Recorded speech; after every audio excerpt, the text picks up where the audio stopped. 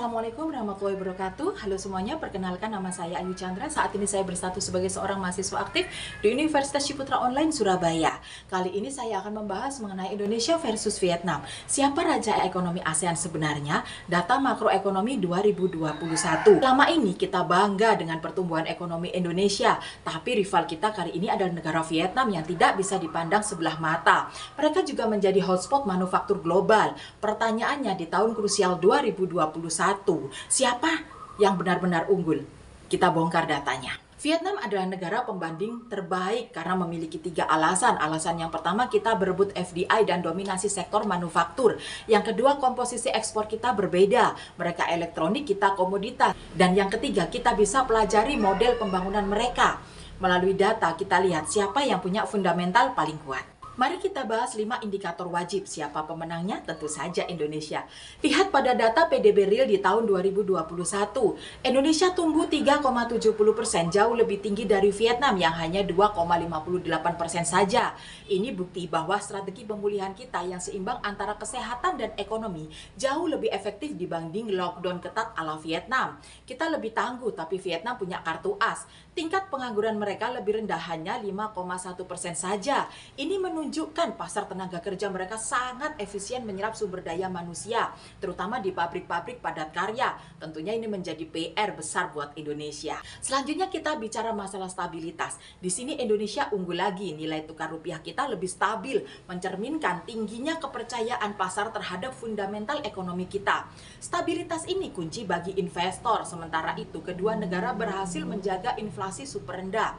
Vietnam sedikit lebih rendah 1,84%, menunjukkan pengendalian harga mereka efektif. Dan untuk suku bunga acuan, Vietnam sedikit lebih tinggi. Ini justru memberikan bank sentral mereka fleksibilitas moneter yang lebih besar untuk bergerak jika ekonomi semakin memburuk. Sekarang kita pindah pada indikator tambahan yang menentukan daya tahan jangka panjang. Dan di sini Indonesia benar-benar ngamuk. Terlihat pada yang pertama, cadangan devisa. Kita punya 144,9 miliar dolar.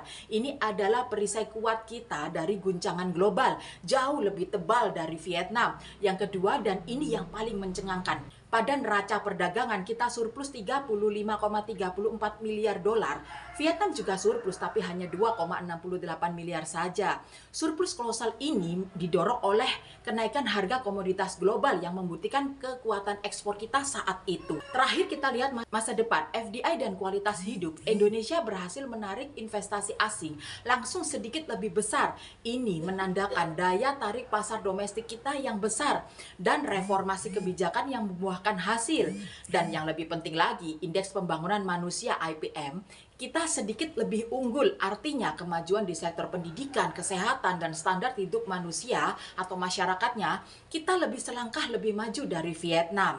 Dan kesimpulan akhir yang dapat saya tarik, di tahun 2021, Indonesia berada di posisi lebih kokoh dan stabil secara makroekonomi. Kita unggul di PDB, cadangan devisa, dan neraca perdagangan. Vietnam unggul di efisiensi tenaga kerja dan pengendalian inflasi.